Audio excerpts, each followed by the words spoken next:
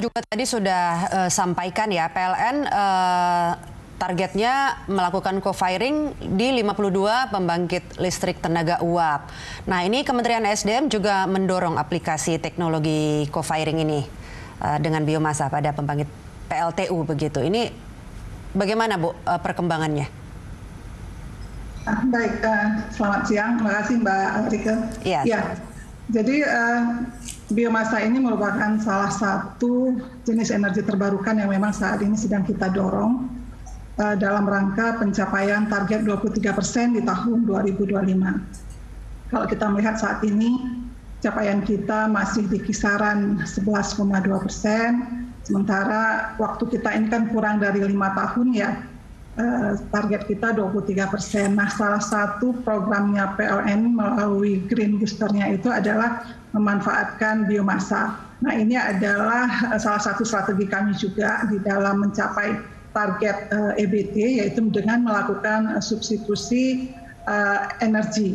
Jadi bahan bakunya itu kita substitusi. Jadi di PLTU yang selama ini menggunakan 100% batu bara, nah ini nanti akan kita lakukan co-firing dengan mensubstitusi dengan biomasa. Nah, biomasanya itu bisa berasal dari tanaman energi, kemudian bisa dari limbah pertanian, limbah hutan, ataupun dari sampah-sampah kota yang nanti kita olah menjadi RDF ataupun SRF. Kalau bahasa Indonesianya kita menyebutnya bahan bakar jemputan padat. Nah, ini bisa kita manfaatkan nanti. Jadi kalau misal kita menggunakan RDF ataupun SRF itu, selain kita juga bisa meningkatkan bauran EBT dengan co-firing di PLTU, kita juga bisa membersihkan sampah-sampah yang ada di kota. Jadi pada prinsipnya kami dari Kementerian SDM sangat mensupport untuk program ini. Saat ini kami sedang menyusun regulasinya, rancangan permen untuk implementasi co-firing. Tadi pagi juga kita sedang sudah rapat ya, kita harapkan itu rapat kita terakhir untuk kita kemudian melanjutkan konsep dari rancangan permen kita ke Pak Menteri.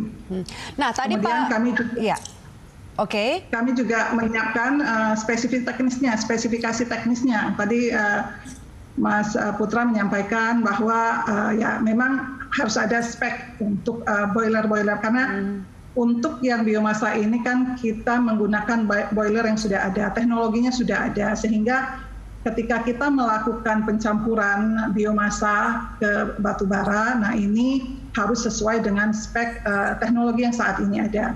Jadi kita juga menyusun spesifikasi teknis untuk biomasa yang kompatibel dengan boilernya PLN. Nah, ini juga sudah kita siapkan untuk spek baik dari bahan bakar jemputan maupun yang berbasis biomasa. Kemudian selain itu, karena saat ini dari uji coba yang dilakukan PLN itu banyak menggunakan limbah, kami juga saat ini sedang menyusun spek untuk yang wood chip, kemudian yang sawdust, dan kemudian yang lain-lain yang kira-kira nanti kita butuhkan. Iya, Bu Febi, tadi yang sempat saya ingat dan tangkap dari Mas Putra itu kan ada catatan mengenai biaya tinggi, terus kemudian kalau biomasanya kualitasnya lebih rendah itu juga akan ada dampak atau ekses ke sustainability-nya begitu. Ini bagaimana kemudian menjawab catatan yang disampaikan Mas Putra tadi, Bu Febi? Nah, kuncinya tadi di spek ya. Jadi makanya spek yang kita siapkan, spesifikasi teknis ataupun standar dari bahan bakarnya itu harus benar-benar sesuai dengan boilernya PLN. Nah, makanya sekarang kami menyiapkan untuk masing-masing jenis biomasanya juga kita menyiapkan speknya dengan catatan supaya nanti tidak terjadi gangguan di boiler-boiler PLN. Kemudian masalah biaya, harga, memang kita menyadari kalau untuk biomasa khususnya yang berasal dari tanaman energi ini memang biayanya cukup besar. Makanya kenapa saat ini kalau kita melihat uji coba yang dilakukan PLN itu masih menggunakan limbah-limbah hutan, ya limbah-limbah dari usaha penggergajian kayu seperti sawdust. Karena memang untuk menekan harga supaya harga yang harga dari biomasanya itu nanti tidak lebih mahal dari harga batu bara yang saat ini digunakan. Mas Putra, ada catatan soal biaya tinggi terus kemudian tadi spek yang sudah disampaikan Ibu Febi? Pertama mengenai spesifikasi, terima kasih untuk update-nya Bu Feby. Saya juga berharap pemerintah dan PLN memiliki spesifikasi dari bagaimana biomasa itu di sourcing, dalam artian sumbernya dari pohon seperti apa, efek lingkungannya seperti apa. Itu sedikit mengenai spesifikasi. Nah, kalau berbicara harga, Mbak Rike, saya terus terang masih bertanya-tanya bahwa bagaimana harga biomasa yang biasanya misalnya 1,5 kali lipat dari harga batu bara di dalam program co-firing kali ini diharapkan oleh PLN untuk bisa lebih rendah dari harga batu bara. Nah, sementara hitung-hitungannya sudah tidak masuk lain, begitu menurut nah Anda, itu yang kita khawatirkan begitu. Jadi memang tadi Bu Feby sudah bilangkan bahwa ada biomasa tertentu seperti sodas mungkin bisa didapat dengan harga cukup murah. Tapi itu pun kalau kita banding-bandingkan dengan jumlah energi yang lebih rendah mungkin ada tantangan berbeda. Jadi berbicara masalah harga, tadi mungkin kembali ke pernyataan Pak Joko ya, mungkin dari pihak para industrinya pun bertanya ini bagaimana kira-kira supaya bisa berkembang. Karena skala yang dibutuhkan ini Mbak, skala ini luar biasa besar. Nah itu yang kita harus bedakan bahwa hari ini memang PLN banyak melakukan trial, banyak yang sudah komersil bahkan 1% atau 2% dan sebagainya. Tetapi skala yang dibutuhkan pemerintah hal ini adalah sekitar 8-9 juta ton per tahun. Memberi gambaran ini bahkan melebihi produksi dari wood pellet Amerika Serikat yang saat ini merupakan eksporter terbesar di dunia, dan mereka menjual biomasanya dengan harga tinggi.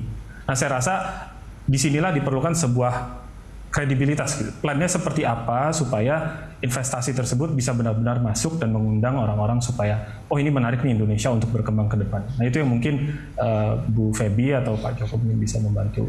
Iya, Pak Joko mungkin bisa menambahkan, nah sejauh ini seperti apa sih teknologi co-firing dengan PLN itu Pak? Pilihannya apa yang sudah diambil atau akan direncanakan untuk dilakukan? Jadi memang sekarang itu teknologi yang ada itu memang ada metodenya, ada direct co-firing, ada juga indirect co-firing, dan juga ada parallel co-firing. Tipe boiler yang ada sekarang itu ada PC boiler, CFV boiler, dan stoker boiler.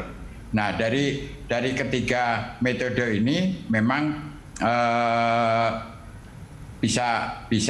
yang bisa dilakukan sekarang ini dimulai dengan yang istilahnya direct co-firing, tetapi dengan memanfaatkan limbah-limbah tadi. Jadi yang sekarang 52 lokasi itu hanya memakai limbah-limbah dengan relatif harganya murah ya, seperti tadi limbah dari sawmill gitu ya untuk sodas. Tapi harga yang dipatok oleh PLN memang rendah gitu, rendah. Jadi hanya Rp400. Nah, kenapa kok itu bisa didapat sekarang? Itu ternyata pabrik-pabrik yang biasa memanfaatkan sodas dari sawmill ini membuat pabrik pellet itu dengan adanya COVID itu dia agak berkurang. Nah, jadi karena berkurang lalu yang produksi sawmillnya menjual ke PLN. Tapi begitu sekarang itu mulai bergerak lagi, harga yang dibeli oleh pabrik wood pellet yang di lokal itu bisa membeli jauh lebih mahal daripada yang dibeli PLN. Jadi kalau PLN beli targetnya cuma Rp450, tapi pabrik pellet yang sekarang ada di Jawa ini, ada Jawa Barat, Jawa Tengah, Jawa Timur, bisa berani membeli dengan harga Rp600 per kilogram. Karena dia begitu dijadikan pellet, harga pelletnya udah bisa mencapai $120 per ton. Ini yang membuat jadi seolah-olah kalau cara berpikirnya hanya memakai sodas yang dibuat yang hasil dari sawmill tadi itu udah sekarang bisa dilakukan, tapi kemungkinan bulan depan udah mereka nggak bisa beli lagi ini PLN. Seperti contohnya kemarin pada waktu di PLTU Rembang itu diceritakan ada kontrak hanya Rp450 dari beberapa pabrik, tapi begitu sekarang saya cek lagi kepada pabriknya itu sendiri, dia nggak mau jual lagi kepada PLN karena harganya terlalu murah gitu. Nah juga yang terjadi sekarang co-firing yang dilakukan dengan cangkang sawit itu juga begitu. Jadi pada waktu dites pakai cangkang sawit harganya cuman Rp750 gitu. Tapi begitu sekarang dia diminta untuk mensuplai lagi, mereka nggak mau karena ekspor ke Jepang sama Korea itu cangkang sawit harganya udah mencapai $100, $90. Nah itu yang membuat jadi kita harus terutama pemerintah lah dalam ini bagaimana supaya ini bisa berjalan, tetapi juga suplai bahan bakunya itu bisa continue gitu. Pak Joko, kita harus break dulu. Kelihatannya kita akan lanjutkan di segmen berikutnya. Pemirsa tetaplah bersama kami di Green Talk.